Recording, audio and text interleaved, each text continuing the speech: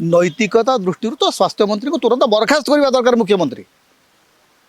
जदि से नैतिकता दृष्टि निजे इस्तीफा दौना ताले तुरंत माने बरखास्त करवा दरकार तापर यही सरकार तो पुराना अभ्यास अच्छी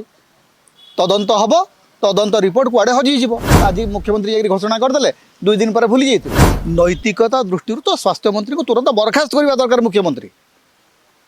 जदि से नैतिकता दृष्टि निजे इस्तीफा दौना ताले तुरंत माने बरखास्त करवा दरकार प्रेसिडेंट को जदि देखा जाए एवं एथिपाई जो माने दायी से मानकु तुरंत कार्यानुष्ठान नहीं करी से जुडिशियल इनक्वारी होउतबो जुडिशियल इनक्वारी कौन होई आम जानू कि भरतपुर मामला रे जस्टिस दास कमिशन को रिपोर्ट आपने कहीं देखी कि जुडिशियल इनक्वारी करिवार कथा होची धर्म को आखिटार कथा को लुचेयापी तापर यही सरकार तो पुराना अभ्यास अच्छी तदंत हम तदंत रिपोर्ट कुआड़े हजिज बलभद्र चारमालू खसीगले से तदंत रिपोर्ट आज पर्यंत मिलना राजभवन घटना रे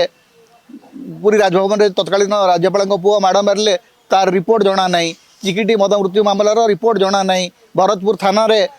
जो माने सामरिक अधिकारी मानू जो निर्यातना दिगला तार रिपोर्ट क्या जना ना केवल तदंत हम सेमती यार गोटे तदंत हम गोटे तदंत कमिशन बेले बेले आप देखिए आज मुख्यमंत्री जाकर घोषणा करदे 2 दिन पर भूली जाते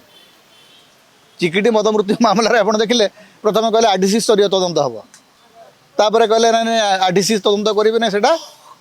बोर्ड ऑफ रेवेन्यू मेंबर करेंगे तापर कौन है क्या जना नहीं पवन रे मिलगला से तदंत तेणु तुरंत जो मैंने एथिपाई उत्तरदायी से विरोध में कार्यानुष्ठान निया जाऊ एवं नैतिकता दृष्टि प्रथमे स्वास्थ्य मंत्री इस्तीफा दिंतु एवं तांकु मध्य एथिपाई उत्तरदायी करा जाऊ। जदि आपंक आम भिडी भल लगा तेब आम चैनल को लाइक शेयर और सब्सक्राइब करने को जमा भी भूलु नहीं।